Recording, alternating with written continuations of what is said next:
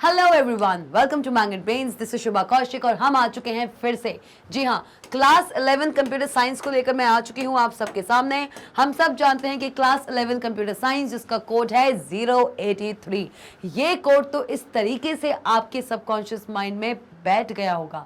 मुझे बिल्कुल यकीन है, बिल्कुल विश्वास है कि भैया क्लास 11 कंप्यूटर साइंस की बहुत ही भारी डिमांड आ रही थी और उस डिमांड को देखते हुए हम क्लास 11 कंप्यूटर साइंस का आगाज बहुत पहले ही कर चुके हैं। इस पूरे सेशन में सच बता रही हूँ, क्लास 11 कंप्यूटर साइंस इतना अमेजिंग सब्जेक्ट है, नॉट बिकॉज क्योंकि ये मेरा सब्जेक्ट है, नहीं। क्लास 11 कंप्यूटर साइंस में आप इतनी चीजें पढ़ने वाले हो जो आपका बेस तैयार करने वाली हैं। तो चैप्टर नंबर 1 कंप्यूटर सिस्टम में हम बहुत सारे अमेजिंग टॉपिक्स पहले ही डिस्कस कर चुके हैं। आज बारी है एक और अमेजिंग से टॉपिक की। देखने में लग तो रहा होगा कि भाई देखने में तो तुम जाने पहचाने हो, देखने में तो तुम जाने पहचाने हो कि भाई जब क्लास 11th में आ गए हो तो डेटा और इंफॉर्मेशन नहीं जाना तो क्या जाना। मैम, डेटा और इंफॉर्मेशन के बारे में एक टॉपिक कैसे हो सकता है? हम सब जानते हैं कि डेटा क्या होता है, raw fact and figure. Information क्या होता है, sequential arrangement of the same data. वो रॉ फैक्ट्स या वो रॉ फिगर्स जिनको हम डेटा कहते हैं, जब उन सारे डेटा को हम एक सीक्वेंस में अरेंज करते हैं तो वही हमारी इंफॉर्मेशन बन जाते हैं। बस इतनी सी तो बात है। तो जब इतनी सी बात है तो अलग से इसको पढ़ाने की जरूरत क्या है? क्या मैम इतना ही बताने वाले हो? फिर तो भाई एक ही स्लाइड में हमारा काम कंप्लीट हो जाएगा। 5 या 10 मिनट का ही ये हमारा हो सकता है, ज्यादा से ज्यादा 5 या 10 मिनट लगेंगे मैम, है ना? तो भाई गलत फहमी से उभर आओ। डेटा एंड इंफॉर्मेशन अपने आप में बहुत वास्ट है। अभी तक आप जितना भी डेटा और इंफॉर्मेशन के बारे में जानते थे वो सिर्फ और सिर्फ उसका छोटा सा नमूना था, कहते हैं ना टीजर था। पिक्चर अभी बाकी है दोस्तों। तो भाई पिक्चर शुरू कर दें। टीजर तो देख चुके, ट्रेलर भी देख चुके, तो भाई पिक्चर की बारी आ गई है। चलिए आइए, डेटा एंड इंफॉर्मेशन क्या होता है? अ computer is primarily use for processing the data. ये बात हम सब जानते हैं कि भाई कंप्यूटर बनाने के पीछे ही सबसे पहला आइडिया ये था कि भाई हम यूजर्स हैं, हम बहुत ही लेजी बीइंग्स हैं, हमको चाहिए कोई एक ऐसी चीज जो हमारे बिहाफ पे कुछ काम कर सके। We are very lazy people. तो भाई इस कंप्यूटर सिस्टम की डेवलपमेंट के पीछे यूजर का, डेवलपर का सबसे बेसिक एम यही था कि उसके द्वारा दिए हुए किसी भी इनपुट को कोई एक ऐसी डिवाइस हो जो प्रोसेस कर सके। क्या कर सके? प्रोसेस कर सके। मतलब computer is primarily used for processing the data given by the user. User जो भी इनपुट, जो भी डेटा देता है कंप्यूटर सिस्टम को, कंप्यूटर सिस्टम उसको प्रोसेस कराता है with the help of the processor, जो हम पढ़ चुके हैं और भी ज्यादा डिटेल में in our previous topic, that is the microprocessor. तो आज से सिंपल प्रोसेसर ना कहते हुए हम अपने सीपीयू को माइक्रो प्रोसेसर कहने वाले हैं। अगर आपने मेरा प्रीवियस टॉपिक नहीं देखा है तो भाई अब भी बोल रही हूं, इस वीडियो को यहीं पॉज कर दो।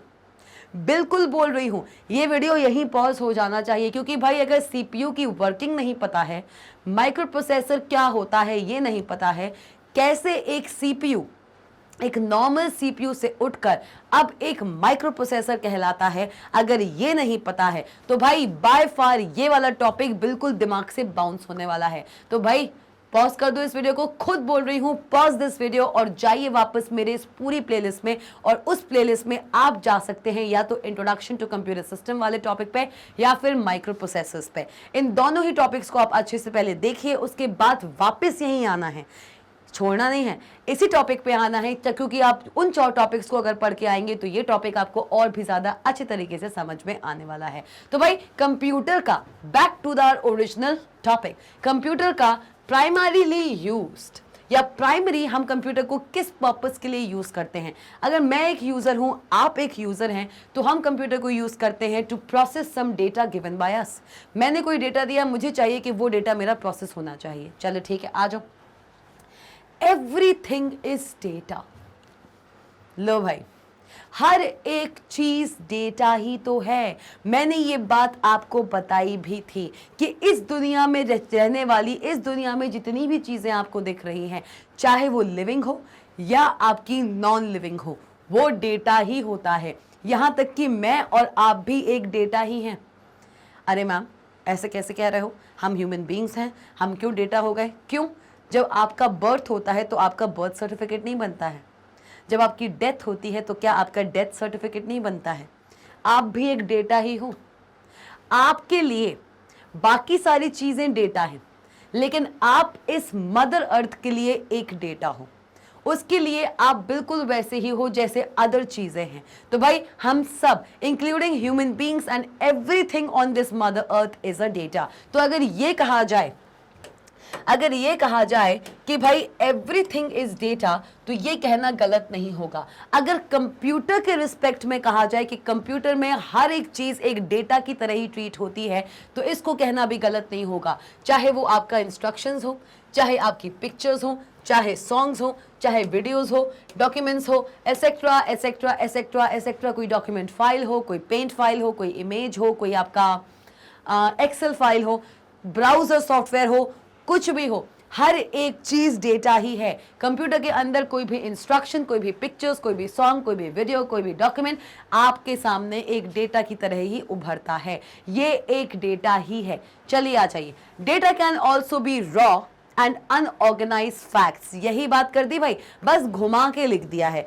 क्या लिखा है कि डेटा होता है एक रॉ और एक अनऑर्गेनाइज्ड फैक्ट। कैसा फैक्ट? एक अनऑर्गेनाइज्ड। भाई क्या बोला था? डेटा एक रॉ फैक्ट एंड फिगर ही तो होता है जो कि अनऑर्गेनाइज्ड वे में होता है। जब मैं इस रॉ फैक्ट और फिगर को ऑर्गेनाइज्ड वे में सीक्वेंशियल वे में, ऑर्गेनाइज कह लीजिए या सीक्वेंशियल कह लीजिए, दोनों ही तरीकों से जब मैं इस डेटा को अरेंज करती हूं, तभी ये डेटा एक इंफॉर्मेशन बनाता है बात सही कि नहीं है? तो भाई देख लें, data can also be raw and unorganised facts that are processed to get meaningful information. ऐसे रॉ फैक्ट्स एंड फिगर्स जिनको हम जब प्रोसेस करेंगे, क्या करेंगे? मतलब अगर ये बोला जा रहा है कि ये मेरा एक डेटा है, क्या है? ये मेरा एक डेटा है। चलो आ जाओ भाई, डेटा बना लें। बहुत प्यारा सा डेटा हम यहाँ पे बना लेते हैं। आ जाओ, ये हमारा एक डेटा है D1, ठीक है मैम, ये हमारा D1 डेटा है। जब मैं इस D1 डेटा को क्या कर रही हूं? जब मैं इस D1 डेटा को, ये क्या है? ये एक रॉ फैक्ट है, this is a raw fact. जब मैं इस D1 डेटा को प्रोसेस कर रही हूं, क्या कर रही हूं? जब मैं इस D1 डेटा को प्रोसेस कर रही हूं, मैंने इसको प्रोसेस किया, तो ये एक इंफॉर्मेशन बनती है। ये D1 डेटा जब प्रोसेस होता है, ये D1 डेटा जब प्रोसेस होता है तो वो एक इंफॉर्मेशन बनाता है। क्या बनाता है? एक इंफॉर्मेशन बनाता है। यही बात है भाई। Data can also be raw and unorganised facts that are processed, जिनको हम प्रोसेस करते हैं ताकि उसमें से हमको एक मीनिंगफुल इंफॉर्मेशन निकल कर मिले। बाकी अगर मैं कंप्यूटर टर्म्स में बात नहीं करूं और अलग अलग डेटा को मैं एक सीक्वेंशियल मैनर में ऑर्गेनाइज करूं तो वो एक इंफॉर्मेशन है। लेकिन अगर कंप्यूटर के अंदर हम कोई भी डेटा देते हैं तो उस डेटा को एक इंफॉर्मेशन में कन्वर्ट होने के लिए प्रोसेस करना बहुत जरूरी है। तो मतलब कि कंप्यूटर के अंदर आ जाओ भाई, कंप्यूटर के अंदर डेटा क्या है? इन कंप्यूटर टर्म्स, कंप्यूटर की अगर हम बात करें, एक नॉर्मल कंप्यूटर की हम बात करें, तो एक नॉर्मल कंप्यूटर में जो डेटा होता है, और एक नॉर्मल कंप्यूटर के अंदर या कंप्यूटर या ऐसी कौन सी हमारी सिमिलर डिवाइसेस हैं जो कंप्यूटर की तरह एक्ट करती हैं, उनके अंदर डेटा और इन्फॉर्मेशन क्या होता है? कंप्यूटर के अंदर जो डेटा होता है और जो इन्फॉर्मेशन होता है वो क्या कहलाते हैं? चलिए देख लें। तो आप कहेंगे कि मैम डेटा तो वही है। हाँ तो भाई बिल्कुल सच कह रहे हो, डेटा तो वही है। डेटा चाहे कंप्यूटर के अंदर हो चाहे बाहर कोई डेटा हो, रॉ फैक्ट एंड फिगर, जिनकी मीनिंग्स तो होती हैं लेकिन कंप्लीट मीनिंग नहीं होती है। चलिए, सो data is the raw fact, ठीक, एंड क्या है? फिगर है। ठीक है मैम, मान ली ये बात आपकी, हमने ये बात हम आपकी मान लेते हैं, कोई समस्या की बात नहीं। रॉ फैक्ट एंड फिगर, ये है आपका डेटा, ठीक है, मान लिया। तो भाई जब ये रॉ फैक्ट एंड फिगर है तो इंफॉर्मेशन क्या हुई कंप्यूटर के अंदर? इंफॉर्मेशन क्या होता है कंप्यूटर के अंदर? जब डेटा एक रॉ फैक्ट और फिगर है तो इंफॉर्मेशन होती है कंप्यूटर के अंदर क्या भाई? क्या? Processed data. इस रॉ फैक्ट और फिगर को मतलब कि इस डेटा को जब हम प्रोसेस करते हैं, और भाई प्रोसेस कौन करता है, क्या आप जानते हो? एक पर्टिकुलर डेटा को, यूजर के द्वारा दिए हुए डेटा को प्रोसेस कौन करता है? यूजर के द्वारा दिए हुए इंस्ट्रक्शंस को प्रोसेस कौन करता है? CPU या फिर हमारा माइक्रो प्रोसेसर करता है। तो भाई डेटा हमने दिया, raw fact and figure, computer के अंदर जो डेटा है उसको जब हम प्रोसेस करते हैं तो इंफॉर्मेशन निकल के आती है। तो एक कंप्यूटर के अंदर जो इंफॉर्मेशन होती है that is the processed data. मतलब data can also be raw and unorganised facts that are processed to get the meaningful information. और भैया जब मीनिंगफुल इंफॉर्मेशन आता है तो भाई मीनिंगफुल इंफॉर्मेशन का मतलब है कि इंफॉर्मेशन में वो डेटा अब कन्वर्ट हो चुका है। तो आइंदा अगर आपसे कोई भी पूछता है कि भाई डेटा और इंफॉर्मेशन क्या होती है, तो इतना बता देना कि भाई कंप्यूटर को हटा के अगर एक नॉर्मल डेटा और इंफॉर्मेशन की आप हमसे बात करते हैं, सो data is raw fact and figure and whenever these data are organized in a certain sequence they make up a meaningful message and hence an information is created। लेकिन अगर computer technology में data and information की आपसे कोई बात करता है तो taking in consideration the computer technology data is always a raw fact and unorganised fact and figure, लेकिन information is the process data. इसी unorganised raw fact and figure को जब हम प्रोसेस करते हैं via some components in a computer system तो वो एक इंफॉर्मेशन बनाता है। क्लियर हो गया? अब वो प्रोसेसिंग कैसी भी हो सकती है, किसी भी ऑर्डर में हो सकती है, असेंडिंग डिसेंडिंग या किसी भी लॉजिकल तरीके से हम उसको प्रोसेस कर सकते हैं। किसको? डेटा को। क्लियर हुआ? अब क्लियर हुआ तो भाई अब समझ आ रहा होगा कि मैम डेटा एंड इंफॉर्मेशन पे अलग से टॉपिक क्यों है इस चैप्टर के अंदर। है भाई, इसीलिए है क्योंकि डेटा अपने आप में बहुत वास्ट है, simply raw fact and figure तक सीमित नहीं रह गया है डेटा। इस पूरे टॉपिक के अंदर आप समझने वाले हैं डेटा की इंपॉर्टेंस। चलिए आइए, आ जाओ भाई। सो understanding the concept of data along with its different types is crucial, क्योंकि डेटा होता है हमारा एक रॉ फैक्ट एंड फिगर और इसी डेटा को अगर हम प्रोसेस कर दें तो एक इंफॉर्मेशन बन जाता है। अब भाई जब इतना इंपॉर्टेंट है तो डेटा हमारे लिए बहुत ज़्यादा इंपॉर्टेंट है, तो उसके कॉन्सेप्ट को और उसके टाइप्स को समझना भी उतना ही इंपॉर्टेंट बन जाता है। तो मतलब अब हम आपको बताने वाले हैं टाइप्स ऑफ डेटा। सिर्फ डेटा ही नहीं, कितने टाइप के डेटा एक कंप्यूटर के अंदर हो सकते हैं। कंप्यूटर के अंदर की बात हो रही है, बाहर की बात नहीं हो रही है। याद रखना, data in a computer, hence data is so much crucial, इतना क्रूशियल है इसलिए उसके कॉन्सेप्ट को अच्छे से समझना और उसके डिफरेंट टाइप्स को भी समझना हमारे लिए उतना ही ज़्यादा सिग्निफिकेंट है। देख लीजिए, so understanding the concept of data along with its different types is crucial to understand the overall functioning of a computer. मतलब कि कंप्यूटर की पूरी फंक्शनैलिटी को समझने के लिए सबसे पहले मुझे उसके अंदर जो डेटा रन होता है, जो डेटा चलता है, उसको समझना, उसके डिफरेंट टाइप्स को समझना सबसे ज़्यादा इंपॉर्टेंट है। चलिए, people generally state the terms. देखो आ जाओ, पीपल क्या करते हैं, लोग बाग क्या करते हैं, भाई हम लोग बाग हैं, हम कुछ भी कर सकते हैं। भाई हम ये समझते हैं कि हम कुछ भी कर सकते हैं, पर हम ये भूल जाते हैं कि कुछ ऐसे फैक्ट्स हैं जिनके बीच में हमें नाटक नहीं करना चाहिए, जिनके लिए हमें छेड़खानी नहीं करनी चाहिए। हम अपनी मर्जी से किसी भी फैक्ट को किसी भी तरीके से छेड़ देते हैं, दिस इज रॉन्ग। बहुत लोग, इसका बहुत अच्छा एग्जाम्पल है कि कुछ लोग डेटा, इंफॉर्मेशन और नॉलेज, इन तीनों चीज़ों को एक दूसरे से इंटरचेंज करके बोल देते हो। अब भाई डेटा है रॉ फैक्ट एंड फिगर, और अब भी आपको पता चल गया कि भैया इंफॉर्मेशन क्या होती है कंप्यूटर के अंदर। Information inside a computer is any process data, right. अब भैया प्रोसेस्ड डेटा है, नॉर्मल डेटा नहीं है, कोई रॉ फैक्ट फिगर नहीं है, डेटा जो कि प्रोसेस हो चुका है वो इंफॉर्मेशन है। लेकिन बहुत से ऐसे लोग हैं जो क्या करेंगे, डेटा को तो डेटा बोलेंगे ही बोलेंगे और उसी डेटा को इंफॉर्मेशन भी बोल देंगे और उसी इंफॉर्मेशन को नॉलेज भी बोल देंगे। भाई तीनों चीजें अलग हैं, तीनों ही चीजें अलग हैं, लेकिन हम तो हम हैं, हम तो हम हैं, पीपल हैं भाई। देख लो देख लो, people generally state the terms data is equals to information, information is equals to knowledge. मतलब उनके लिए डेटा भी एक ही चीज है, इंफॉर्मेशन भी एक ही चीज है, और भाई नॉलेज की तो क्या कहने, ये तीनों ही एक ही चीज हैं। इन तीनों को जब मन करे, जैसे मन करे, जहां मन करे वैसे इंटरचेंज करके जो दिमाग में आ गया उसको बोल देते हैं, जो कि इनकरेक्ट है। क्या है? इनकरेक्ट है। डेटा और इन्फॉर्मेशन के बारे में तो आप समझ चुके हो कि क्यों इनकरेक्ट है, क्योंकि डेटा इंटायरली अलग थिंग है और उसी डेटा को जब प्रोसेस कर रहे हो तब जाके इन्फॉर्मेशन बनती है। तो डेटा और इन्फॉर्मेशन को एक दूसरे से इंटरचेंजेबली इस्तेमाल करना, बोलना गलत है। और भाई नॉलेज की अगर हम बात करें तो नॉलेज आ जाता है आपके एआई का कॉन्सेप्ट। किसका कॉन्सेप्ट है? AI concept. ये आपके एआई का कॉन्सेप्ट है। तो भाई जब ये आपका कॉन्सेप्ट है तो भाई ये तो डेटा और इंफॉर्मेशन से दूर दूर तक कहीं नहीं टिक रहा, बल्कि ये डेटा और इंफॉर्मेशन से बनकर बनता है। नॉलेज आपके डेटा और इंफॉर्मेशन को साथ में लाकर बनता है।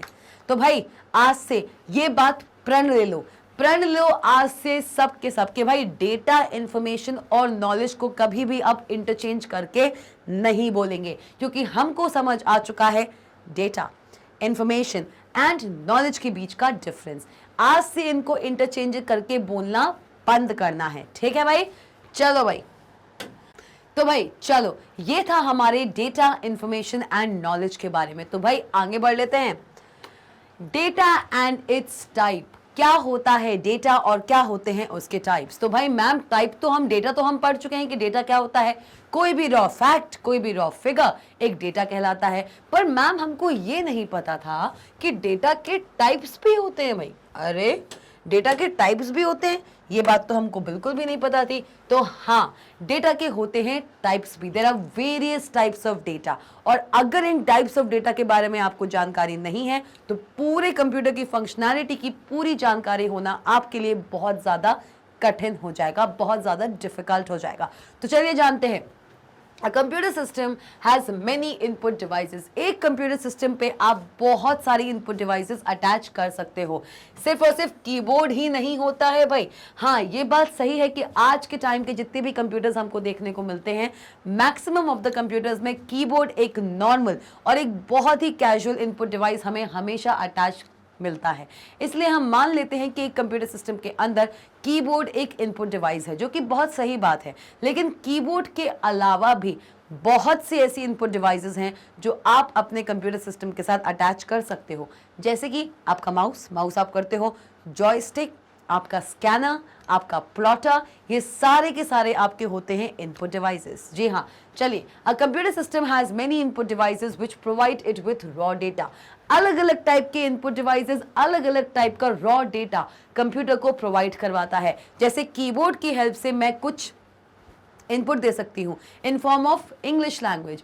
किसी भी लैंग्वेज में मैं एक रिटन टेक्स्ट इनपुट में दे सकती हूँ यूजिंग द कीबोर्ड। प्लॉटर की हेल्प से मैं क्या कर सकती हूँ, प्लॉट बना सकती हूँ, इमेजेस दे सकती हूँ। जॉयस्टिक की हेल्प से मैं कोई भी गेमिंग सॉफ्टवेयर में गेमिंग इंस्ट्रक्शंस दे सकती हूँ।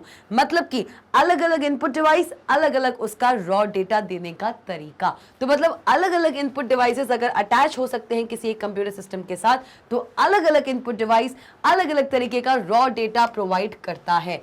किसको? कंप्यूटर सिस्टम को। तो फटाफट से देख लें। अ computer system has many input devices which provide it with raw data in the form of, और ये जो अलग अलग रॉ डेटा मिलता है एक कंप्यूटर सिस्टम को depending upon the input devices. मतलब कि जैसा आपका इनपुट डिवाइस, ठीक, इनपुट डिवाइस, या फिर ये कह लीजिए भाई, आइए ये कह लो, क्या कह लो, आप सिर्फ इतना सा कह लो भाई कि डेटा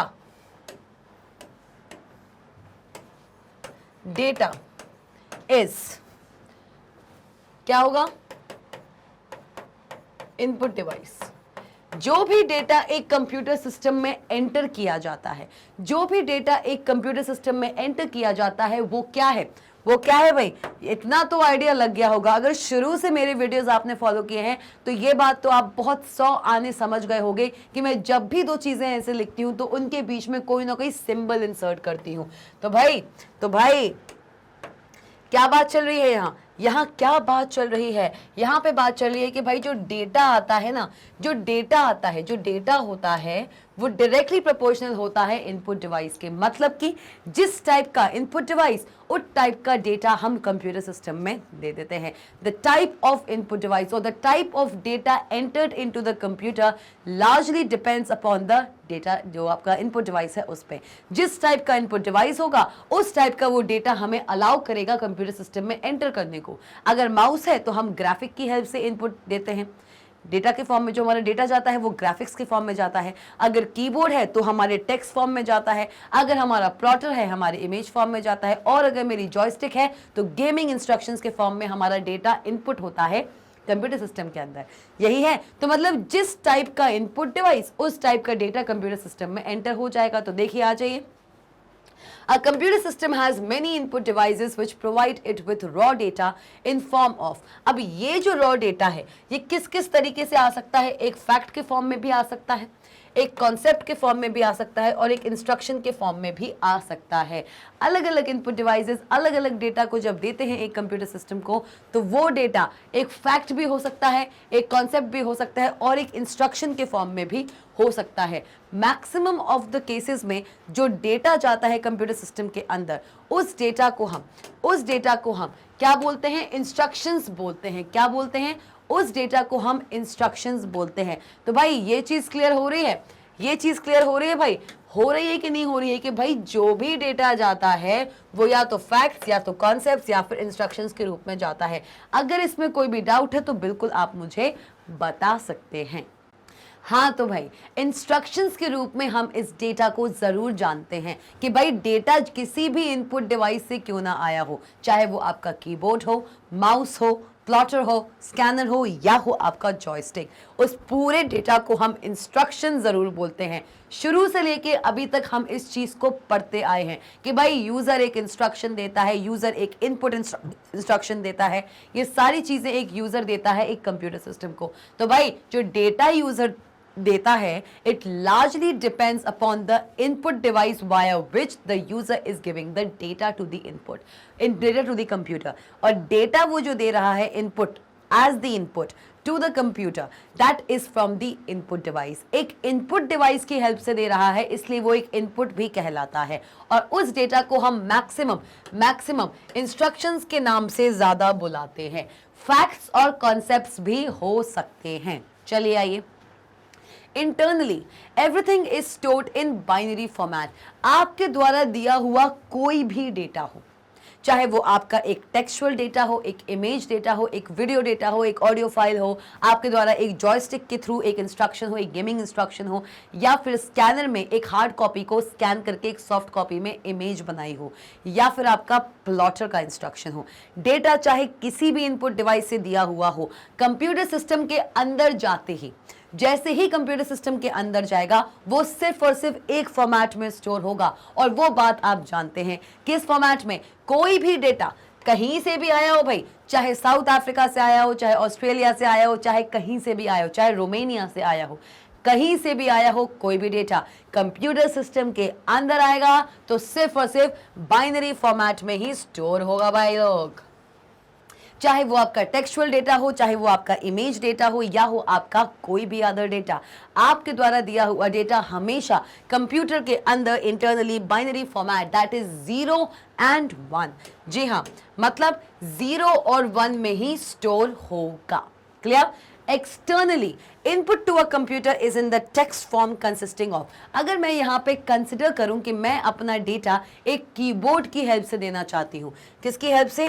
अगर मैं अपना डेटा एक कीबोर्ड इनपुट डिवाइस की हेल्प से देना चाहती हूँ, तो एक्सटर्नली मेरे द्वारा दिया हुआ डेटा क्या क्या कंटेन कर सकता है, यही लिखा हुआ है एक्सटर्नली। देखो इंटरनली तो चाहे आप कोई भी डेटा दो, कंप्यूटर के अंदर वो एक बार गया तो वो बाइनरी फॉर्मेट दैट इज 0 और 1 में ही स्टोर होगा, ये तो हम सब जानते हैं। लेकिन एक्सटर्नली जब मैं कोई भी डेटा देने की कोशिश करती हूँ तो मुझे तो 0 and 1 फॉर्मेट नहीं पता ना, मुझे 0 and 1 के वो कॉम्बिनेशंस नहीं पता हैं जिनकी हेल्प से मैं कोई इंस्ट्रक्शन दे सकूं कंप्यूटर सिस्टम को। तो मुझे तो चाहिए रहेगा मेरा कन्वीनियंस। तो एक्सटर्नली मैं कोई भी इनपुट कंप्यूटर को एक टेक्स्ट फॉर्म में दे सकती हूँ। किस फॉर्म में? टेक्स्ट फॉर्मेट में दे सकती हूँ। और ये जो टेक्स्ट फॉर्मेट है वो कंटेन कर सकता है कैपिटल ए से कैपिटल जेड के अल्फाबेट्स को, स्मॉल ए से स्मॉल जेड तक के अल्फाबेट्स को, न्यूमरल्स को, 0 से लेके 9 तक के जो न्यूमरल्स हैं उनके किसी भी कॉम्बिनेशन को, and special symbols like these. Clear? तो मतलब कि एक पर्टिकुलर यूजर जब इनपुट दे रहा है, मतलब सिर्फ इतना सा है कि मैं जब इनपुट देती हूं तो मैं अपनी भाषा के हिसाब से, अपने कन्वीनियंस के हिसाब से वो इनपुट देती हूं। A to Z, small A to small Z, capital A to capital Z, numerals 0 से लेकर 9 तक उनका कोई भी combination, and using the special symbols @ hashtag $, exclamatory, anything, white space, underscore, hyphen, slash, कोई भी स्पेशल सिंबल, मैं कुछ भी इनमें से यूज करके एक इंस्ट्रक्शन, एक इनपुट दे सकती हूं कंप्यूटर सिस्टम को। अंदर जब वो इनपुट जाता है तो वो हमेशा केवल और केवल इसी फॉर्मेट में ही स्टोर होता है, इसके अलावा किसी अदर फॉर्मेट में वो डेटा स्टोर नहीं होगा। क्लियर? चलिए भाई, तो ये चीज तो हम बहुत शुरू से पढ़ते आ रहे हैं। तो मैम इसमें नया क्या है? आप तो कह रहे थे कि इस चैप्टर के अंदर डेटा एंड इंफॉर्मेशन अलग ही है। अलग से क्या है इसमें? यही तो आपने बताया हुआ है। तो भाई इसमें एक चीज तो मैंने आपको अलग बताई है कि कंप्यूटर के अंदर जो डेटा होता है वो तो रॉ फैक्ट एंड फिगर है, लेकिन इंफॉर्मेशन कहलाती है आपका प्रोसेस्ड डेटा, राइट? तो ये एक अलग चीज है। और इसके अलावा अब मैं बताने वाली हूं आपको एक और अलग चीज। चलिए, हैव पेशेंस। चलिए आइए, डेटा कैन। अब देख लो, इससे पहले कि हम समझें कि एक डेटा किस किस टाइप का होता है, मैं आपको बताने वाली हूं टाइप्स ऑफ डेटा। इससे पहले कि हम समझें कि डेटा कितने कितने टाइप का होता है, स्ट्रक्चर्ड डेटा, अनस्ट्रक्चर्ड डेटा, उससे पहले कुछ हम ऐसी सेलिएंट फीचर्स हैं डेटा के जो हम यहां पर देखने वाले हैं। देखते हैं कुछ amazing features of data. Data can input in other languages too. जरूरी नहीं है कि आपने अगर इंग्लिश लैंग्वेज में लिखना है तो आप अपने डेटा को सिर्फ इंग्लिश लैंग्वेज में ही दे सकते हैं। अंदर जाके तो वो 0 और 1 में ही टूटने वाला है, कन्वर्ट होने वाला है। इंग्लिश उसे नहीं पता, हिंदी उसे नहीं पता, अरेबिक, चाइनीज, मैंडरिन, कुछ भी नहीं पता उसको सिर्फ 0 और 1 पता है। लेकिन आपके द्वारा दिया हुआ जो डेटा है, जो आप देते हो, हमेशा इंग्लिश में दोगे ये ज़रूरी नहीं है। आप किसी अदर लैंग्वेज में भी एक डेटा को इनपुट करा सकते हो। And this largely depends upon the input device जिसकी हेल्प से आप एक डेटा प्रोवाइड करते हो। अगर आपकी इनपुट डिवाइस आपको अलाउ करती है that you can give the data in other languages too, तो आप वो चीज़ कर सकते हैं। चलिए, तो आप अपना डेटा अदर लैंग्वेजेस में भी दे सकते हैं और आप अपने डेटा को किसी अदर फाइल से रीड भी करा सकते हो। You can even read your data. Data can be red from the other files. किसी अदर फाइल से डेटा को आप रीड भी कर सकते हो। Data can be red from the files. किसी ऑलरेडी स्टोर्ड फाइल से भी आप किसी डेटा को रीड कर सकते हो। रीड ऑपरेशन है भाई लोग, राइट ऑपरेशन नहीं है। रीड एंड राइट ऑपरेशन पढ़ चुके हो micro processor and central processing unit में। पढ़ चुके हो कि नहीं पढ़ चुके हो? Data transfer between CPU and main memory, इसमें भी ये चीज आप पढ़ चुके हो भाई, रीड ऑपरेशन क्या होता है। तो भाई रीड ऑपरेशन या फिर data can be red from the files, आप फाइल से भी डेटा को रीड करवा सकते हो। May be from different sources, hence it may be in different formats. Data अलग अलग सोर्सेज से पाया जाता है। जैसे कि मैंने आपको बताया कि अलग अलग इनपुट डिवाइसेस, अलग अलग काइंड का डेटा, तो मतलब अलग अलग सोर्सेस, मतलब इनपुट डिवाइसेस। सोर्सेस की जो यहाँ पे हम बात कर रहे हैं, यहाँ पे जो हम सोर्सेस की बात कर रहे हैं, that is the input device. Clear हुआ भाई? क्लियर हुआ? अलग अलग सोर्सेज, अलग अलग इनपुट डिवाइसेस, तो भैया अलग अलग उनके फॉर्मेट। कभी आपका डेटा एक टेक्स्ट फॉर्मेट में आएगा, तो कभी आपका डेटा एक ऑडियो फाइल के फॉर्मेट में भी आ सकता है। आपका डेटा कभी वीडियो फाइल के फॉर्मेट में, तो कभी एक इमेज की तरह भी आ सकता है। तो भाई data can come from different sources and hence it may be in different format. Document file, आपकी प्रेजेंटेशन फाइल, आपकी एक्सेल फाइल, आपकी इमेज फाइल, आपकी वीडियो फाइल, आपकी ऑडियो फाइल, अलग अलग टाइप के डेटा हैं, अलग अलग सोर्सेज से हैं। क्लियर हुआ? डेटा आपके अलग अलग सोर्सेज से आते हैं, इसलिए इनका अलग अलग फॉर्मेट हो सकता है। चलिए एग्जाम्पल देख लीजिए। An image is a collection of red, green and blue pixels. एक इमेज, एक पर्टिकुलर इमेज कंप्यूटर सिस्टम के अंदर हमेशा, चाहे कोई भी इमेज हो, चाहे पेंट से बनी हो, चाहे आपके स्कैनर से ली गई हो, कैमरा से ली गई हो, चाहे आपने माइक्रोसॉफ्ट ऑफिस के जो आई थिंक इमेज व्यूअर जो सॉफ्टवेयर है उसमें बनाई हो, चाहे कुछ भी किया हो, एक इमेज बनाई है। अब एक इमेज कंप्यूटर सिस्टम के अंदर कलेक्शन होता है red green blue, that is RGB pixel का। आप जितनी भी इमेजेस देखते हो ना कंप्यूटर सिस्टम के अंदर, सारी की सारी इमेजेस पिक्सल से बनी होती हैं। ये बात हम सब जानते हैं। Images are the collection of various pixels. एक कंप्यूटर सिस्टम के अंदर, एक कंप्यूटर सिस्टम के अंदर जो इमेज होती है, कंप्यूटर के अंदर, कंप्यूटर के अंदर जो इमेज होती है भाई, देख लो, कंप्यूटर के अंदर जो इमेज होती है, सपोज JPG, आइए भाई, कंप्यूटर के अंदर जो इमेज होती है, सपोज ये एक इमेज है, ठीक, ये एक इमेज है, जस्ट एग्जाम्पल, ठीक है, मैं एक एग्जाम्पल ले रही हूँ, मैं कोई इमेज नहीं बनाने वाली। या बना दूँ क्या? चलो मैं बना देते हैं भाई, एक इमेज बना देते हैं। मैं बनाने वाली हूँ यहाँ पे एक फ्लावर,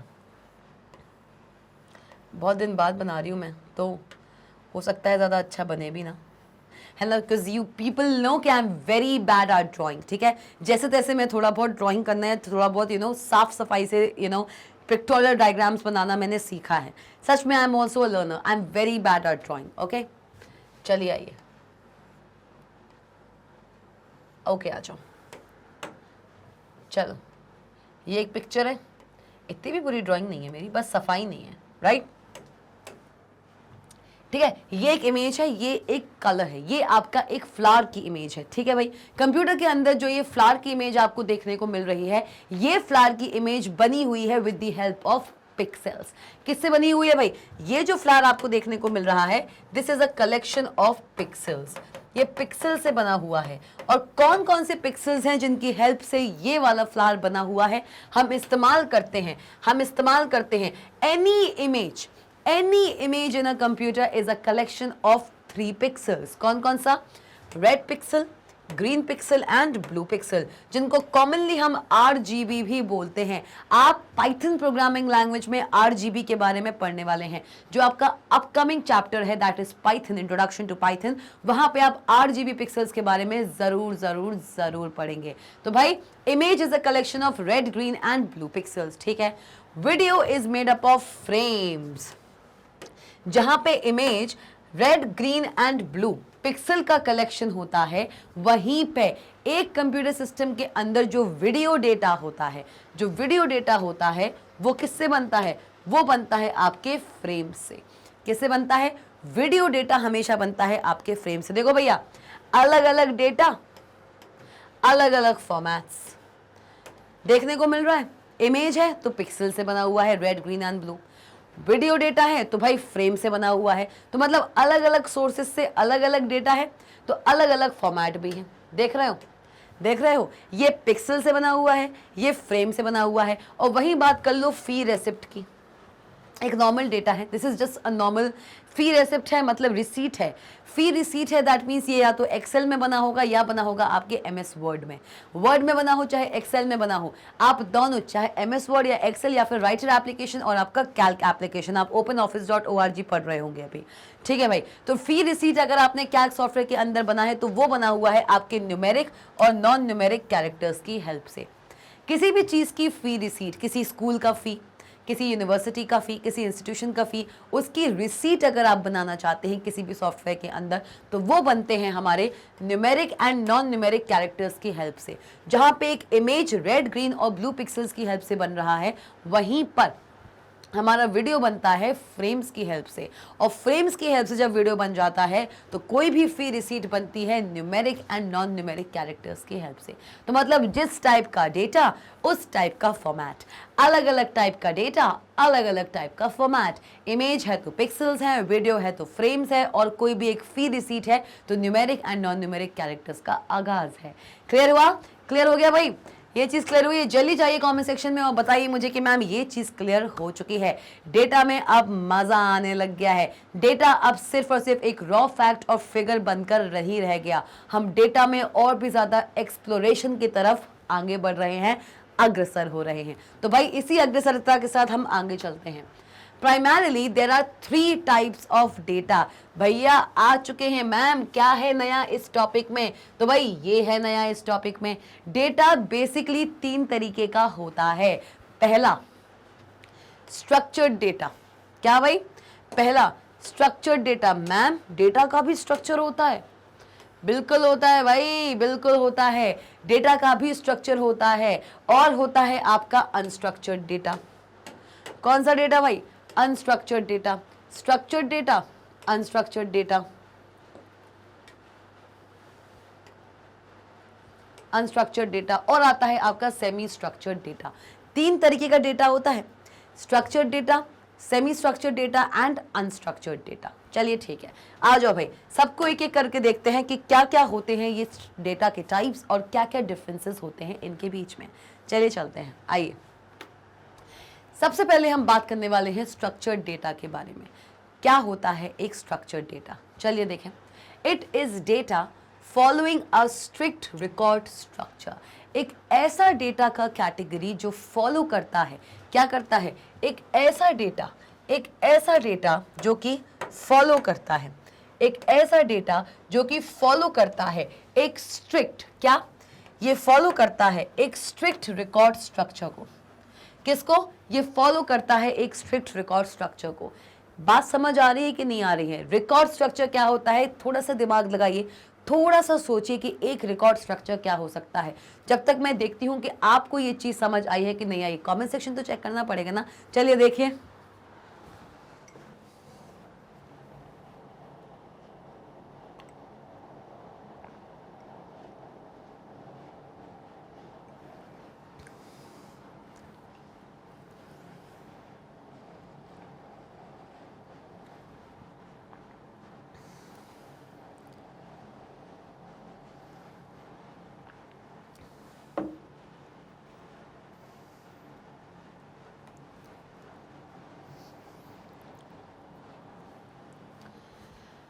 हाँ जी भाई।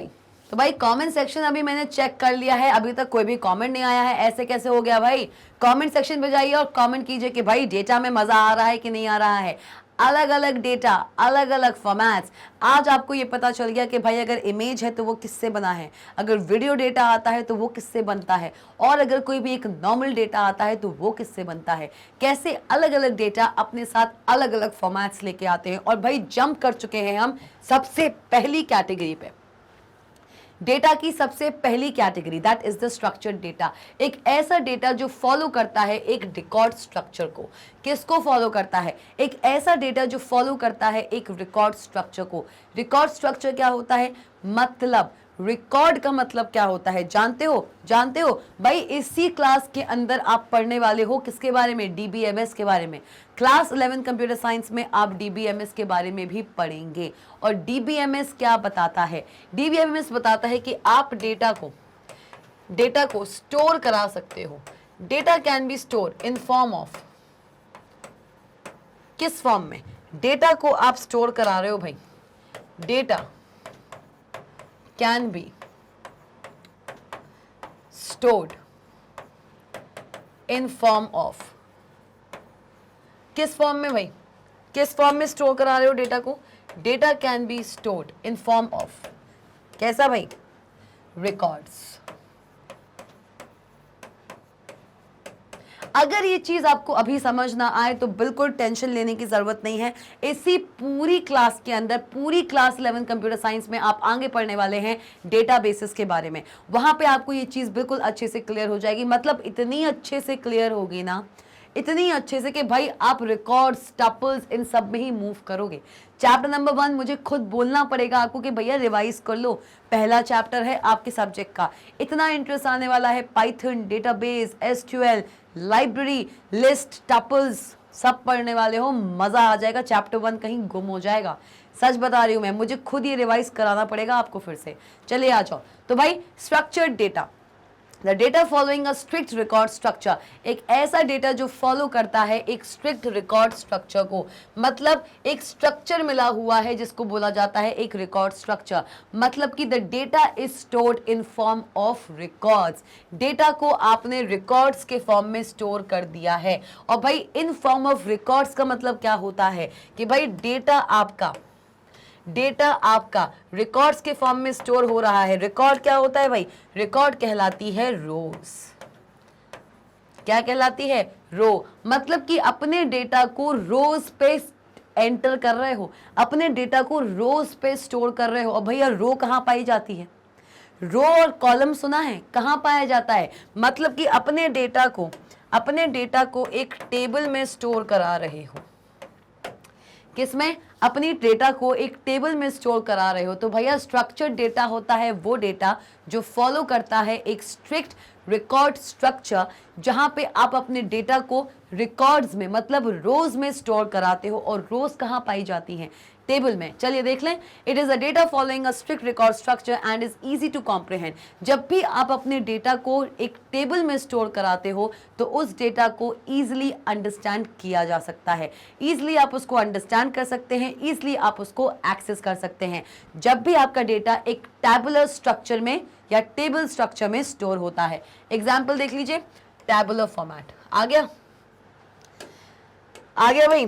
टेबल के अंदर जब भी एक डेटा को एक टेबल के अंदर स्टोर कराओगे मतलब रिकॉर्ड में स्टोर कराओगे, बिल्कुल कंफ्यूज मत होना कि मैम टेबल कह रहे हो, रिकॉर्ड भी कह रहे हो, रोज भी कह रहे हो। भाई ये सब कुछ इंटरलिंक्ड हैं। एक टेबल के अंदर होती हैं रोज एंड कॉलम्स और आप अपने डेटा को रोज में स्टोर कराते हो। रोज को हम रिकॉर्ड्स भी कहते हैं, तभी इसको यहाँ पे रिकॉर्ड स्ट्रक्चर लिखा गया है। वो आपको कंफ्यूज करना चाहते थे भाई, आपको घुमाने के लिए इस तरीके से लिखा गया है। रिकॉर्ड स्ट्रक्चर का मतलब होता है रोज फॉर्मेट में। किस फॉर्मेट में?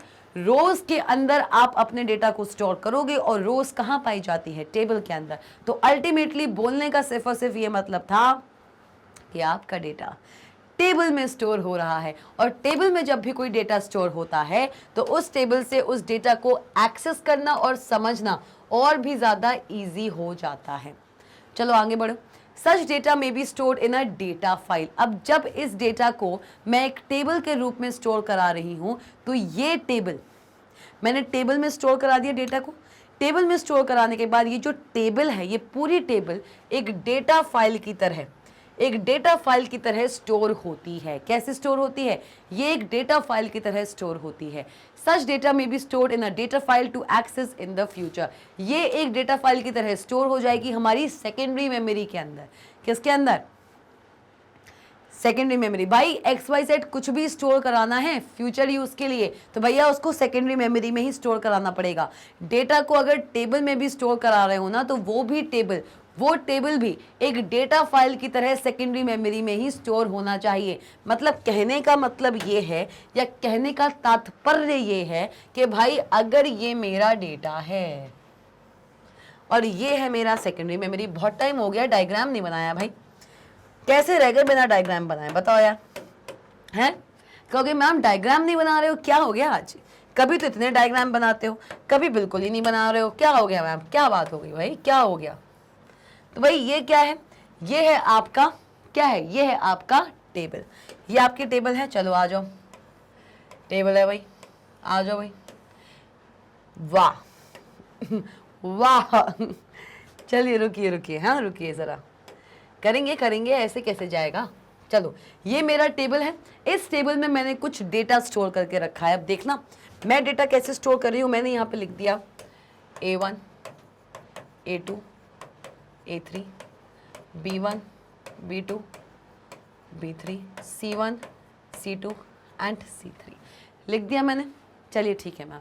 तो भाई ये कुछ मेरा डेटा है जो मैंने इस टेबल फॉर्म में स्टोर करके रखा है। अब ये जो टेबल है ये भी तो मुझे कहीं स्टोर करके रखनी पड़ेगी। इस टेबल के अंदर डेटा, देखो डेटा भी कहाँ स्टोर हो रहा है, देख रहे हो? डेटा भी कहाँ स्टोर हो रहा है? डेटा भी देखो यहाँ पे किसमें? रो में स्टोर हो रहा है। ये पूरी रो है। इस टेबल के अंदर एक रो में एक डेटा स्टोर हो गया, सेकेंड रो में हमारा डेटा स्टोर हो गया, ठीक है मैम, थर्ड रो में हमारा डेटा स्टोर हो गया। तो भैया स्ट्रक्चर्ड डेटा होता है वो टाइप का डेटा जो कि एक रिकॉर्ड स्ट्रक्चर, जो कि रोज में स्टोर होता है एक टेबल के अंदर। और ये जो टेबल है, सपोज इसका नेम है, सपोज मैं इसका नेम दे रही हूं एज टेबल 1। ये है आपकी टेबल 1। तो भाई ये जो टेबल 1 है ना, ये जो टेबल 1 है, ये टेबल 1 आपकी, ये टेबल 1, यही टेबल 1 आपकी किसकी तरह से स्टोर होगी? It will be stored as a data file. ये एक डेटा फाइल की तरह स्टोर होगी किसके अंदर? सेकेंडरी मेमोरी के अंदर। समझ रहे हो? समझ रहे हो कि नहीं समझ रहे हो भाई? कमेंट सेक्शन में बता दो भाई। कमेंट सेक्शन दिया ही इसीलिए है कि आप अपने डाउट्स वहां पोस्ट कर सकें। ये चीज समझ आई है कि नहीं आई है? आपका डेटा जो टेबुलर फॉर्मेट में स्टोर हुआ है टेबल 1 नाम से, उसको आप सेकेंडरी मेमोरी में स्टोर करा रहे हो in form of a data file. किस तरीके से भाई?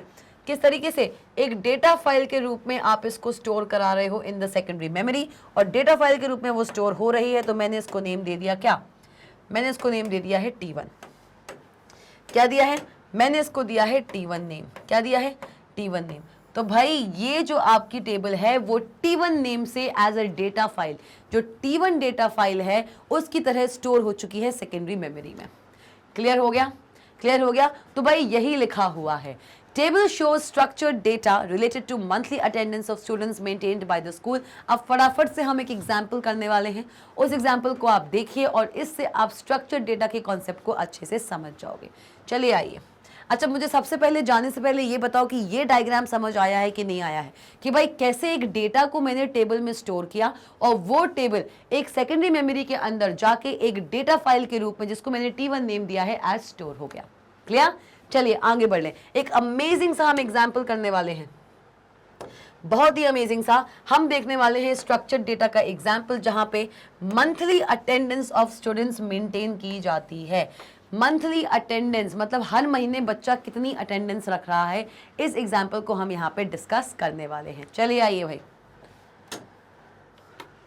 चलो देखो क्या बना हुआ है मेरे सामने, देखिए इसको और बताइए कि ये क्या है। चलिए जल्दी से।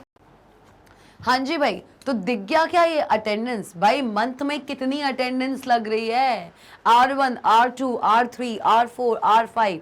और भाई देख लो R1, R2, R3, R4, R5 फिर से आ गए भाई।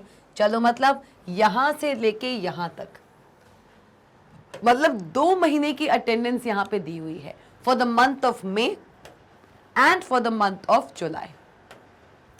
2 महीने की अटेंडेंस दी हुई है 5 बच्चों की। तो भाई ये जो आपको अटेंडेंस दिख रहा है, ये क्या दिख रहा है? ये आपको दिख रहा है टैबुलर फॉर्मेट में।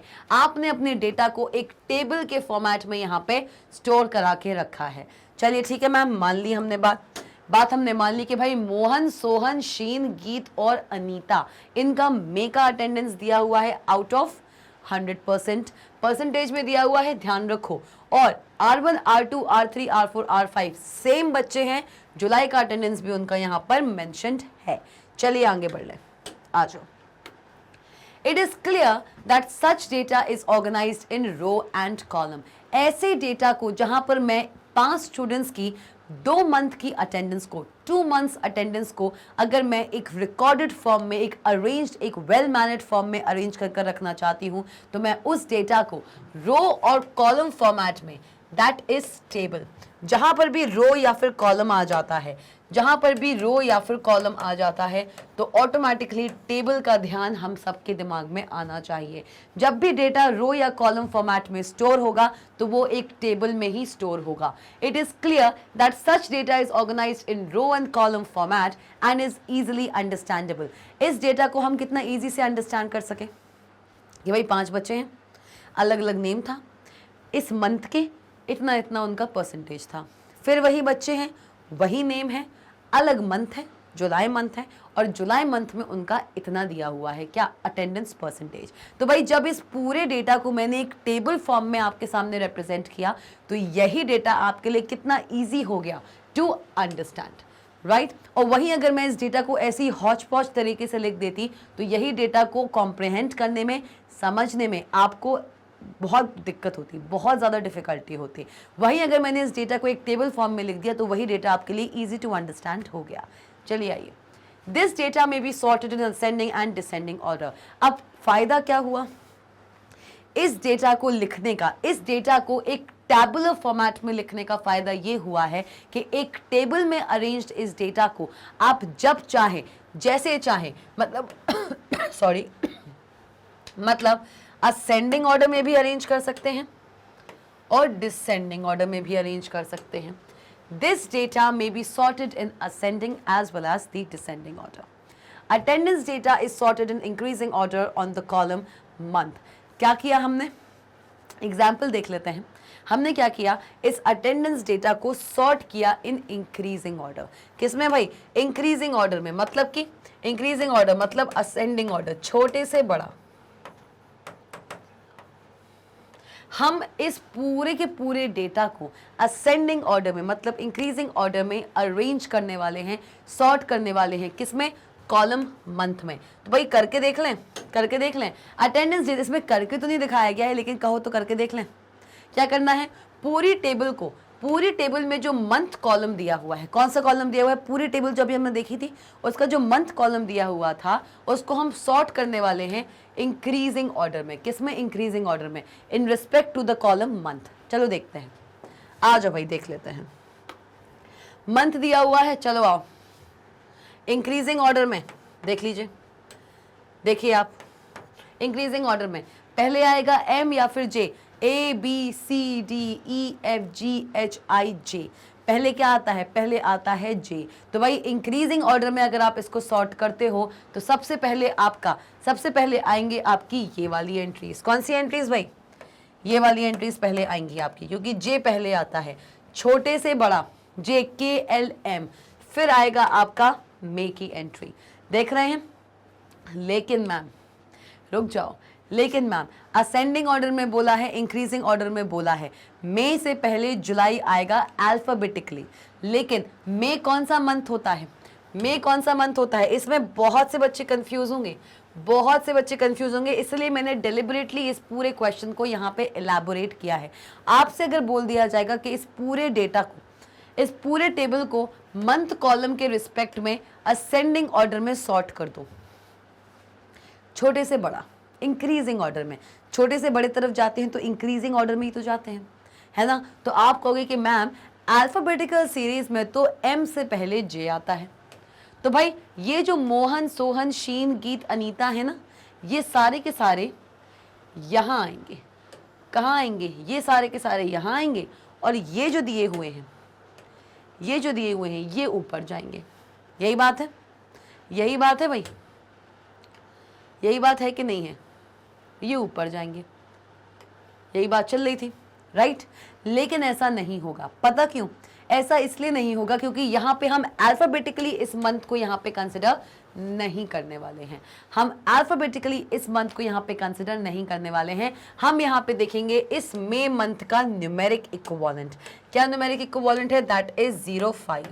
और इसका न्यूमेरिक इक्विवेलेंट क्या है, इसका न्यूमेरिक इक्विवेलेंट है, इसका न्यूमेरिक इक्विवेलेंट है 7, है कि नहीं। तो भैया छोटे से बड़ा, सबसे छोटा मंथ कौन सा होता है, मई मंथ ही सबसे छोटा मंथ होता है, और भाई उसके बाद आता है जुलाई मंथ। तो भाई ये जो हमारा दिया हुआ है ना टेबल, मंथ कॉलम के रिस्पेक्ट में ऑलरेडी असेंडिंग ऑर्डर में सॉर्टेड है, इसको अलग से सॉर्ट करने की जरूरत नहीं है। अगर मंथ कॉलम की बात करें, वहीं अगर हमने बात कर ली होती अटेंडेंस कॉलम की, तो इसमें आपको असेंडिंग ऑर्डर में सॉर्ट करना है।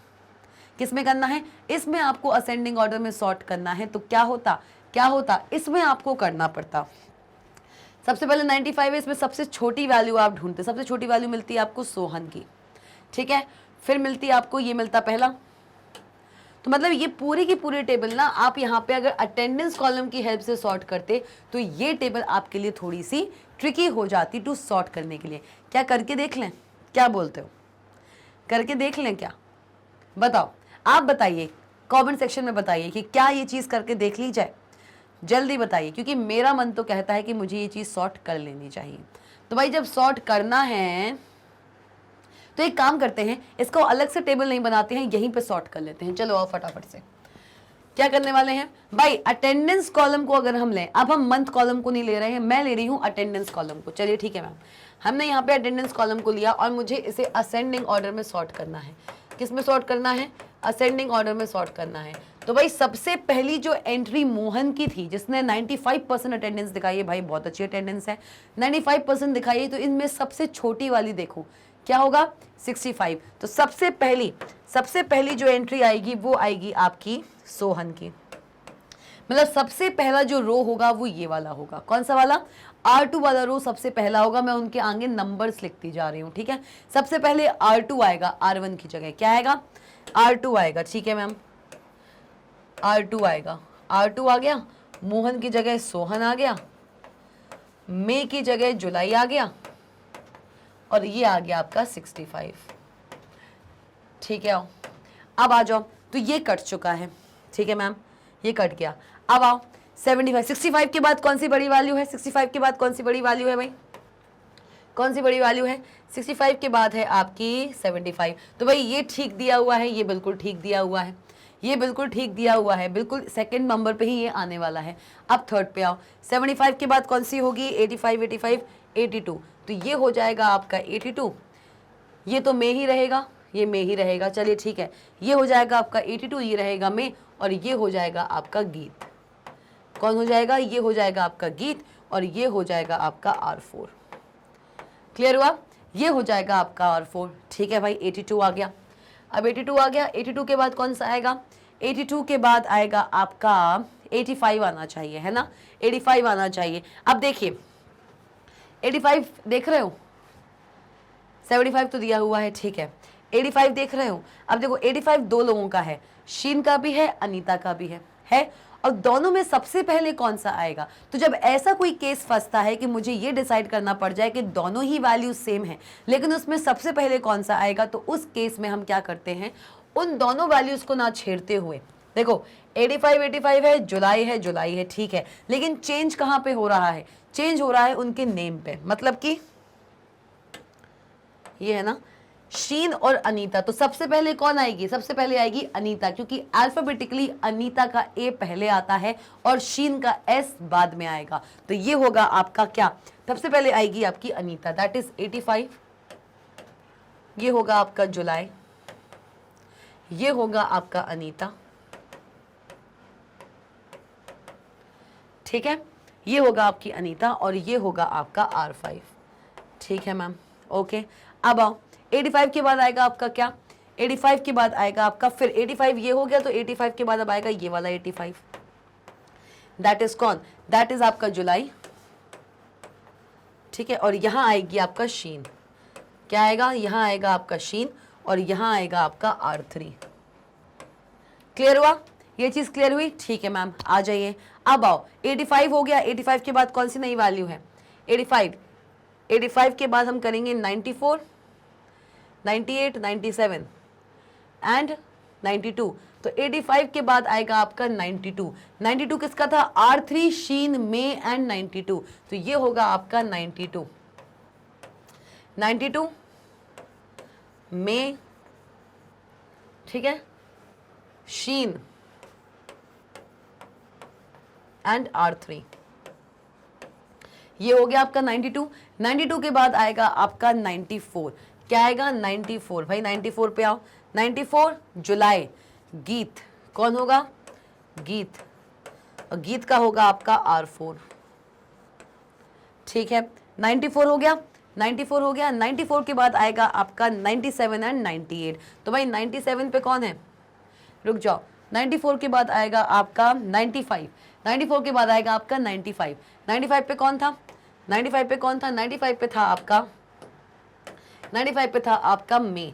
आ जाओ भाई 95, और हो जाएगा ये आपका में, ठीक, ये हो जाएगा आपका में, और होगा आपका मोहन। शीन की जगह आ जाएगा मोहन, और यहां आ जाएगा आपका R1। ठीक है, तो 95 भी हुआ। अब आएगा आपका 97 एंड 98। क्या आएगा? अब आएगा आपका 97 एंड 98। तो भाई 97 क्या हुआ? 97 क्या हुआ? 97 कौन सा है आपका? 97 है आपका में, 97 है आपका में। तो 97 में अनीता कौन आएगा भाई? यहाँ पे आएंगी हमारी अनीता जी, और ये होगा आपका R5। क्लियर? अब आएगी बारी आपकी 98 की। 98 पे कौन है? 98 पे लेके आओ यहाँ पे। 98 पे आएगा आपका जुलाई, ठीक, 98 पे आएगा आपका जुलाई, और आएगा आपका मोहन। कौन आएगा? मोहन, जिसका दिया हुआ है R1। तो मतलब समझ रहे हो, मतलब ये है कि भाई आपने अपने डेटा को जब टेबल में यहाँ पे स्ट्रक्चर्ड फॉर्म में, एक टैबुलर फॉर्म में जब स्टोर करके रखा, तो आप किसी भी कॉलम को लेके अपने स्टोर्ड डेटा को सॉर्ट भी करा सकते हैं असेंडिंग एंड डिसेंडिंग ऑर्डर में। मैंने ये एग्जाम्पल आपको अलग तरीके से करके क्यों दिखाया है, कहने को ये आपकी बुक्स में नहीं है, क्योंकि ये आपको आगे डेटाबेस में हेल्प करने वाला है। डेटाबेसेस जब आप पढ़ेंगे ना, चैप्टर 5 या 6 है, 6 या 7 है, डेटाबेसेस जब पढ़ोगे ना, तब यही चीज सॉर्टिंग जो मुझे यहाँ पे मैन्युअली करनी पड़ी, मैं यही सॉर्टिंग आपकी किसकी हेल्प से कर सकती हूँ, एसक्यूएल क्वेरीज की हेल्प से कर सकती हूँ।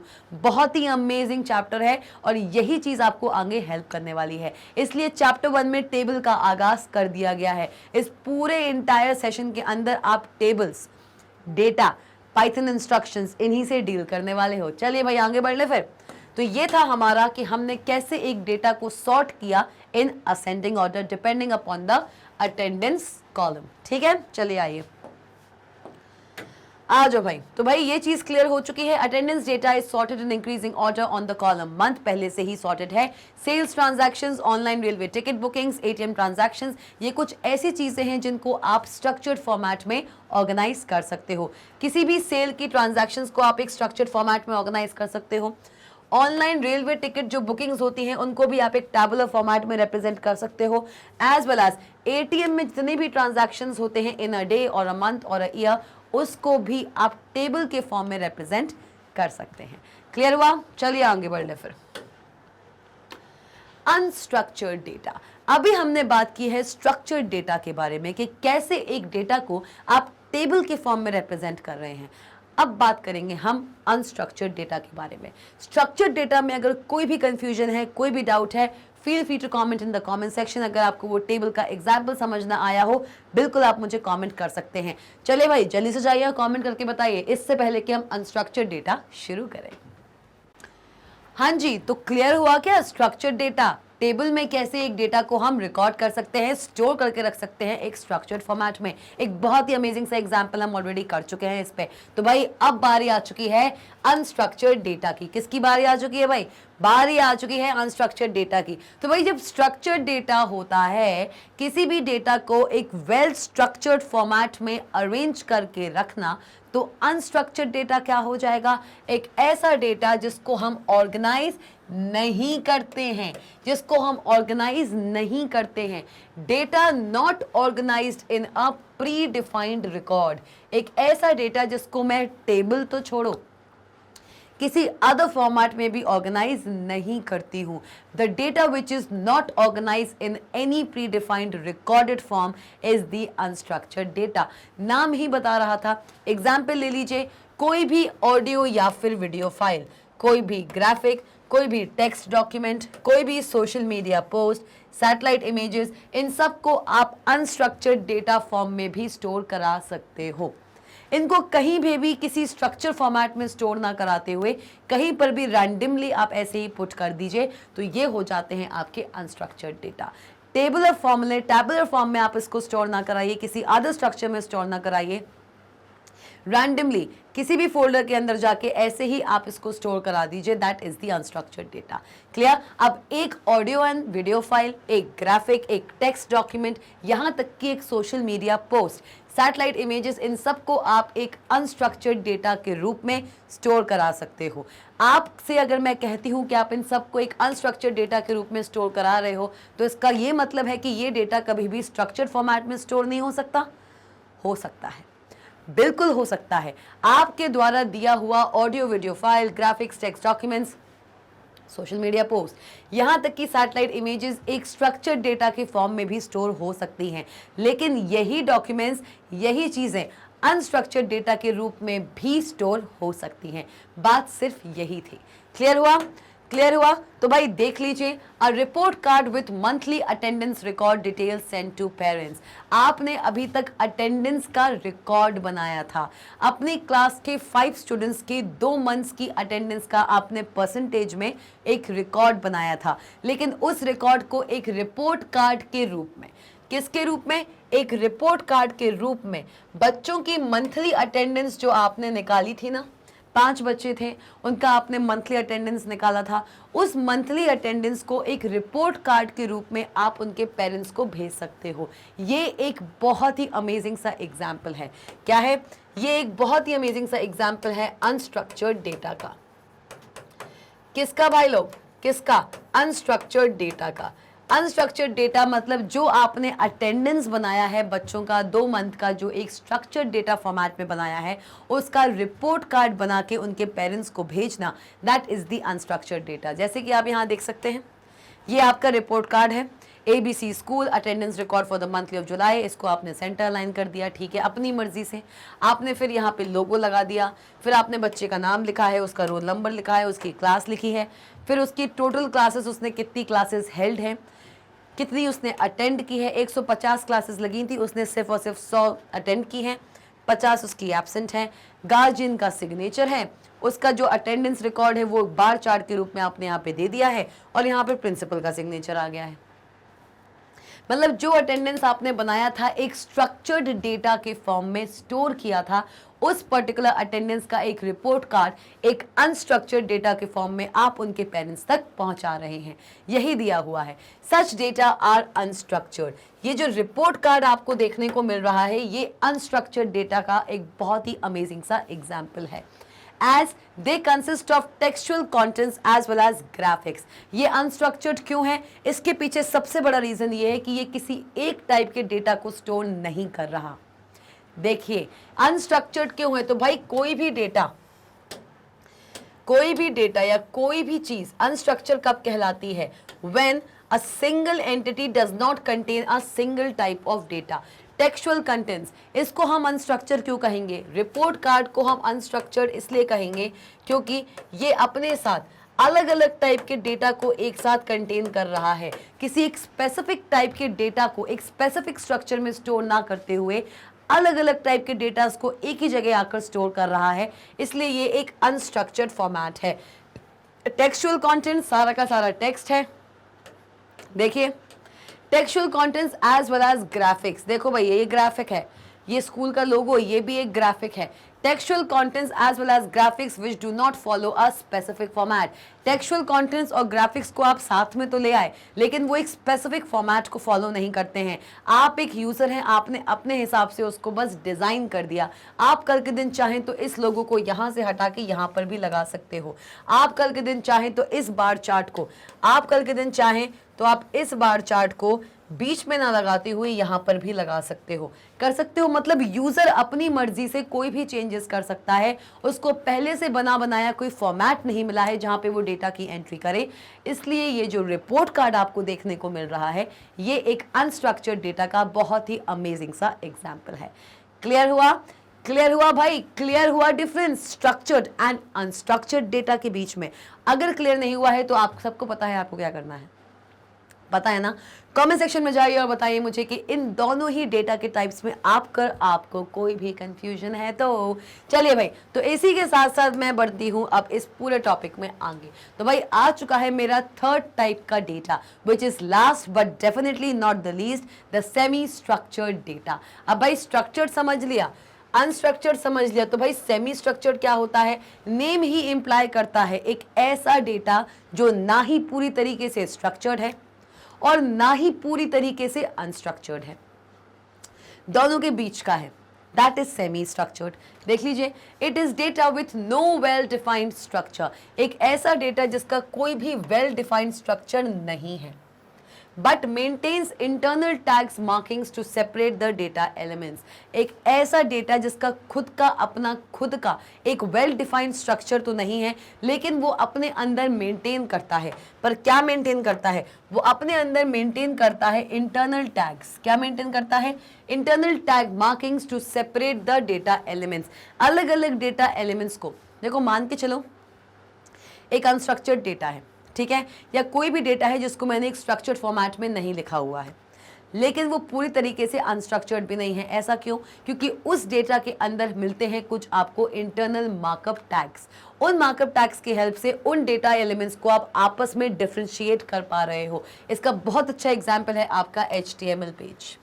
अगर आप समझना चाहें तो HTML पेज, आप जब भी आप क्लास 11th में आ गए हो, क्लास 10th कंप्यूटर एप्लीकेशंस के अंदर आपने HTML लैंग्वेज ज़रूर पढ़ी है कि नहीं पढ़ी है? तो भाई जब HTML लैंग्वेज पढ़ चुके हो तो HTML में प्रोग्राम भी लिखा होगा, वेब पेजेस भी क्रिएट किए होंगे। तो भाई जब वेब पेजेस क्रिएट कर ही लिए हैं तो HTML के अंदर आप यूज़ करते हो मार्कअप टैग्स का, करते हो। तो भाई जब भी HTML का प्रोग्राम लिखते हो कुछ इस तरीके से लिखते हो, HTML लिख दिया, ठीक है मैम, हेड लिख दिया, ठीक है मैम, टाइटल लिख दिया, ठीक है मैम, टाइटल क्या दें, माय पेज दे दें, ठीक है, आ जाओ भाई, टाइटल को बंद कर दो, और किसको बंद कर दो, हेड को बंद कर दो, हेड को बंद कर दिया तो भाई फाइनली HTML को भी बंद कर दो। मैं एक छोटा सा, बहुत ही छोटा सा HTML प्रोग्राम यहाँ पे बना रही हूँ। यहाँ पे मैं क्रिएट कर चुकी हूँ एक ब्लैंक वेब पेज जिसका बॉडी मैंने नहीं दिया है, सिंपली मैंने HTML प्रोग्राम शुरू किया, उसका हेड सेक्शन दिया और उस वेब पेज को मैंने एक टाइटल दे दिया है जिसका नाम है माई पेज। तो भैया ये एक अनस्ट्रक्चर्ड फॉर्मेट है, लेकिन क्यों? क्योंकि मैंने इस वेब पेज पे पहली बात तो कोई बॉडी नहीं दी, ठीक है, और मैंने दिया है सिर्फ और सिर्फ टाइटल दिया है, माई पेज नाम का टाइटल तो आ जाएगा। एक डेटा को मैंने टेबल के फॉर्म में स्टोर नहीं किया है, लेकिन उस डेटा को मैं, मतलब कि इन सारे के सारे टैग्स को मैं आपस में डिफ्रेंशिएट तो कर पा रही हूँ, ये तो समझ पा रही हूँ कि भैया यहाँ से HTML प्रोग्राम शुरू होता है। इस HTML प्रोग्राम के अंदर हेड सेक्शन के अंदर हम आ गए हैं। इस हेड सेक्शन में हमने सबसे पहले इस वेब पेज का टाइटल बना लिया है जिसका नाम माई पेज दिया है, और यहाँ पे हेड सेक्शन के बाहर आके मैंने HTML प्रोग्राम को यहाँ पे क्लोज कर दिया है। तो भाई एक ऐसा डेटा जो ना ही पूरी तरीके से स्ट्रक्चर्ड है और ना ही पूरी तरीके से अनस्ट्रक्चर्ड है, वो कहलाता है आपका सेमी स्ट्रक्चर्ड डेटा, क्योंकि ये अपने साथ मेंटेन करता है कुछ इंटरनल टैग्स मार्किंग्स। क्या मेंटेन करता है? ये अपने साथ मेंटेन करता है कुछ internal tags markings to separate the data elements. आपस में इन सारे के सारे डेटा एलिमेंट्स को सेपरेट करने के लिए ये अपने साथ इंटरनल टैग मार्किंग्स रखता है। एग्जाम्पल, ईमेल का डॉक्यूमेंट जहाँ पे to, from, CC, BCC, subject, body अलग अलग हैं, स्ट्रक्चर नहीं है और अनस्ट्रक्चर्ड भी नहीं है, पूरी तरीके से टेबल फॉर्म में भी नहीं है, एक तो टैबुलर फॉर्मेट भी नहीं है, और आप अपने डेटा को वहाँ पे रिप्रेजेंट भी कर रहे हो, ना पूरी तरीके से स्ट्रक्चर्ड है ना ही पूरी तरीके से अनस्ट्रक्चर्ड है। टू अलग से दिया हुआ है, फ्रॉम अलग से दिया हुआ है, CC अलग से दिया हुआ है, BCC अलग से दिया हुआ है, बॉडी अलग से दिया हुआ है, और तो और आपका सब्जेक्ट भी अलग से दिया हुआ है। ये सारी चीज़ें आपको दी हुई हैं। तो कोई एक ऐसा डेटा जो ना ही पूरी तरीके से स्ट्रक्चर्ड है ना ही पूरी तरीके से अनस्ट्रक्चर्ड है, वो होता है आपका semi structured. Email document, HTML page, comma separated values, that is CSV file. CSV file के बारे में आप पढ़ेंगे किसके अंदर? CSV file, that is comma separated values. ऐसी वैल्यूज जिनको आपस में हम कॉमा से सेपरेट करते हैं, मल्टीपल वैल्यूज जिनको आप आपस में कॉमा की हेल्प से सेपरेट कर सकते हो, वो कहलाती हैं आपकी CSV फाइल्स। इनके बारे में आप पढ़ने वाले हो किसके अंदर? किसके अंदर पढ़ोगे इनके बारे में? इनके बारे में आप पढ़ने वाले हो किसके अंदर भाई? पाइथन के अंदर। पाइथन प्रोग्रामिंग लैंग्वेज जो कि है आपका चैप्टर नंबर 2 या 3, जहां से हम शुरुआत करेंगे introduction to Python programming language इस चैप्टर के कंप्लीशन के बाद। तो भाई ये जो हमारी फाइल्स हैं, जो हमारी CSV फाइल्स हैं, क्या होती हैं, ये हम पाइथन प्रोग्रामिंग लैंग्वेज के अंदर पढ़ने वाले हैं। तो ये जो हमारे डॉक्यूमेंट्स हैं, ये जो हमारे डेटा हैं, चाहे वो ईमेल मैसेज हो, आपका HTML पेज हो, या हो आपकी CSV फाइल, ये कहलाती हैं आपकी सेमी स्ट्रक्चर्ड डेटा। चलिए भाई, clear? Figure shows an example of semi-structured data containing students' month-wise attendance details. ये जो आप फिगर देख रहे हो, देख लो भाई, टेबल फॉर्म में नहीं है तो पूरी तरीके से स्ट्रक्चर्ड नहीं है, लेकिन पूरी तरीके से अनस्ट्रक्चर्ड भी नहीं है। ऐसा क्यों? क्योंकि यहाँ पे अलग से आप इस डेटा को कॉम्प्रिहेंड जरूर कर पा रहे हो। कहने को ये स्ट्रक्चर्ड फॉर्मेट में नहीं दिया हुआ है, टैबुलर फॉर्मेट में नहीं दिया हुआ है, लेकिन आप तब भी इसको देख के क्या बोलना चाह रहा है ये समझ जरूर पा रहे हो। देखिए, नेम है मोहन, मंथ है जुलाई, क्लास है 11th, अटेंडेंस, मतलब उसी टेबल को मैंने इस तरीके से लिख दिया। टैबुलर फॉर्मेट में तो मुझे वो चीज़ अच्छे से समझ आ गई थी, तो स्ट्रक्चर्ड तो ये है नहीं, अनस्ट्रक्चर्ड भी पूरी तरीके से नहीं है, क्योंकि अभी भी मैं इसको समझ पा रही हूँ। समझो, मोहन ने जुलाई मंथ में जो क्लास 11th में है, अटेंडेंस उसकी 98% थी। मैं अपने आप ही सीधा सीधा सीधा चल रही हूँ, समझ रहे हो? अपने आप मैं चाहूं तो इसको कहीं भी किसी भी डायरेक्शन में मोड़ सकती हूँ। ये बताता है कि ये एक स्ट्रक्चर्ड डेटा नहीं है।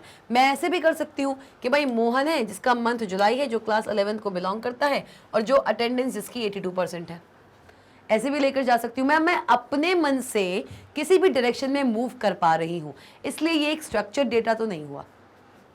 टेबल में आप अपने मन से पूरी जगह मूव नहीं कर सकते। कोई भी डेटा अगर एक रो का पार्ट है तो वो एंटायर रो का पार्ट है, एंटायर रो कंसिडर की जाती है as a single row, as a single record.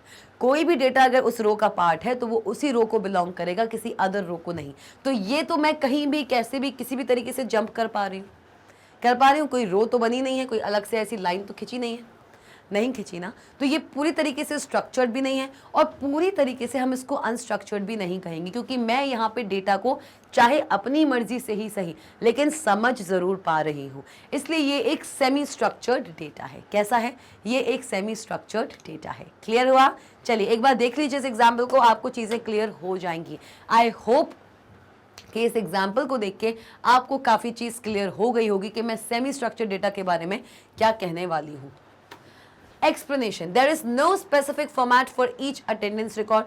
कोई एक स्पेसिफिक फॉर्मेट नहीं है, आप अपनी तरफ से कैसे भी किसी भी डेटा को किसी भी तरीके से समझ सकते हो। आइए, here each data value is preceded by a tag, name, month, class, attendance. हर चीज़ के आगे, हर डेटा के आगे यही चीज़ें लगी हुई हैं। मतलब कि नेम अगर मैं यहाँ देखूँ तो नेम इसके आगे भी लगा हुआ है, तो भैया नेम इसके आगे भी लगा हुआ है।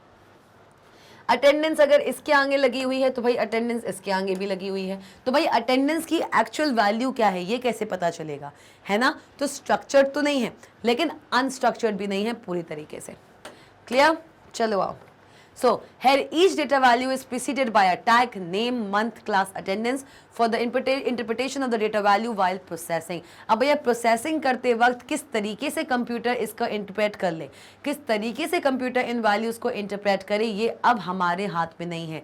एक टेबल में अगर मैंने इन वैल्यूज़ को दिया होता जैसे कि मैंने पहले दिया था तो कंप्यूटर समझता कि भैया ये एक सिंगल रो है, तो इस सिंगल रो को उठाता, वो पूरी वैल्यूज़ उस सिंगल रो को बिलोंग करती हैं। लेकिन ये तो मैंने ऐसे ही नॉर्मल लिख दिया। अब एक नेम पे 5 बच्चे हैं, एक अटेंडेंस पे 5 अटेंडेंस वैल्यूज़ हैं और एक पर्टिकुलर क्लास पे 5 क्लासेस हैं। कहने को सबकी वैल्यू 11th है लेकिन अलग अलग तो लिखा है ना।